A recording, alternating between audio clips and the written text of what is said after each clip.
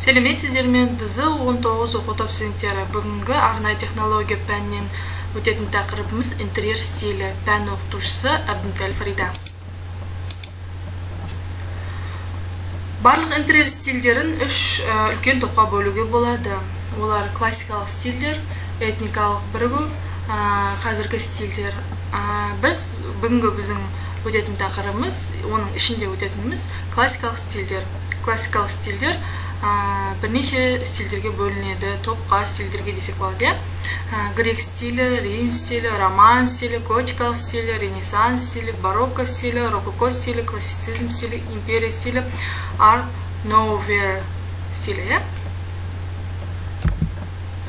Грек стилі. Бұл стильдер тобының ең аскетикалық түрі. Бұл жерде ақ түс басым болады. Материалдар арасында басымдығы мрамор, гранит, тіпті болмаса керамикалық плитка. Сондай-ақ ағаш панельдері мен текстуралары сылақтардан қолдануға рұқсат етілген. Рим стилі. Римдік сөздерінің ұлы грек мәдениетінің мұрагерлері деп санаса да, және көптеген жағынан оларға еліктеді. Соның ішінде интерьерді құру кезінде, бірақ бұл екі стильде шатастыруға болмайды. Олардың арасындағы ортақ нәрсе бұл безендіруге қолданылатын материалдар. Рас, сол кездегі құрылысшылардың таңдауы өте аз болды, бірақ кейбір айырмашылықтар бар. Рим бұл империя, сондықтан әлемдегі мықты адамдар өздерінің позицияларының ұлылығын дизайнда ерекше атап өтті. Бұл көбінесе мысықтар отбасынан шықты. Әрі жыртқыштардың терісінің интерьерінде болуын түсіндіруге мүмкін. Роман стилі. Әрбір дәуірдің ұлылығын түсіну тән. 11-12 ғасырларда Европада мұндай белгі күштеп саналады. Бөлмелерді қабырғалық және төбелі құрылымдардың жаппай элементтеріне қарапайым ағаш жиһаздарға рұқсат етіледі. Қабырғалар бежевый, сұр немесе қара стильде жасалған, монофониялық болу керек. Дегенмен қызыл және жасыл түстердің болуына жол беріледі. Кеңістікті ұйымдастыру бойлық болу керек. Бұл жалпы храмдар мен ғибадатханаларға тән. Готика стилі, жалпы оның рухында ол романикалық стильге, романдық стильге өте ұқсас. Бірақ дөңгелек аркалары мұнда готикалық нақыштармен алмастырылды. Ал 17 ғасырдағы сарайлардағы жағдай бір шама бай болды. Сонымен олар мозаиканы қолдана бастады. Жаңадан жасауға осындай орта ғасырдағы интерьер пәтерді сізге екіталай жөн. Көбінесе дизайнер бірнеше стиль элементтерін ғана алуға тырысады. Ренессанс стилі интерьердің ең күрделі стильдерінің бірі. Ренессанс стиліндегі интерьердің ерекшелігі дұрыс геометриялық пішіндер және олардың тұрақты және көбінесе бөлмедегі симметрияны орналастыру. Мұндағы екпін әрдайым симметрия осіне байланысты және бүкіл ансамбль оның айналасында айналады. Барокко стилі. Барокко сарай стилі деп аталады. Барокко ерекшелігі сән салтанат болды. Қымбат тоқма, тас пен ағаштың сирек кездесетін түрлері, фрескалар, талғампаз шыбықтар мен айналар. Мұнда сіз түзу сызықтарды немесе дұрыс пішіндерді сирек кездестіресіз. Барлық жерде кез келген иілу мен бұйралар болады. Сарай интерьерлерінің дизайнында қолданылатын негізгі түстер ақ және алтын. Және бұл таң қаларлық емес, өйткені бұл піл сүйегі, алтын мен күміс. Сол кездегі интерьерде қымбат материалдар қолданылған. бүгінде бұл рұқсат етілмеген сән салтанат, бірақ бұл бүкіл барокко десек болады. Рококо стилі, рококо кеш барокко деп атауға болады. Бұл стильдің өзіндік ерекшеліктері бар. Бірнешеде бұл кейбір Қытай десек болады. Барокко дүниеге келген кезде Францияда ежелгі Қытай вазалары, алтын байланыстырғыштар, сондай-ақ жылжымалы дәптерлер мен сәнге айналды. Екіншіден, рококо дизайнда өткір бұрыштар жоқ. Барлық жерде тегіс, көбінесе матамен қапталған өтулер бар. Үшіншіден, бұл стиль қанша байлық емес, жайлылық емес, және интерьердің құру кезінде шешілу рөл атқарылды. Классицизм стилі, тағы да классицизм, қатаң сызықтар, пропорционалды сызықтар, монументальдық пайда болды. Бірақ әрине классицизм мен грек стилінің арасында ғасырлық тұңғиық бар. Мұндағы қабырғалар әдетте ақ емес, тек жеңіл болады. Сондықтан қымбат ағаш, жиһаз олардың фонында жақсы көрінеді. Классицизм тым интрузивті қабырға құрылымы қабылданбайды. Ампир стилі, ампир антикалық стильдердің басын біріктірудің ең тамаша мүмкіндігі десек болады. Ашық түстер, қымбат жиһаз және көптеген қымбат тоқыма қолданылған. Классикалық стильдердің соңғысы, ол әдетте неоклассикаға жатады. Ол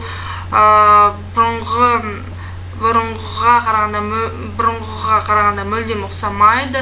Мұндағы негізгі материалдар ағаш болды. Пішіннен пішінге, құрылымдық элементтерге, жиһаздарға тегіс ауысулар, барлық ұқсас дизайнға тән қасиет, барлық тиіс тұтас ажырағыш картиналар, винтаждар стильдің ерекшелігі десек болады.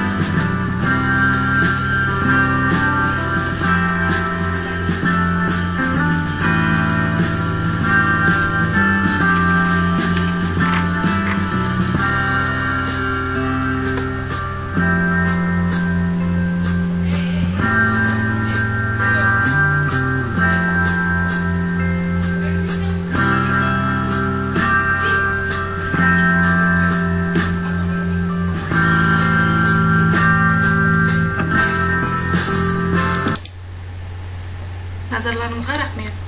Сау болыңыз.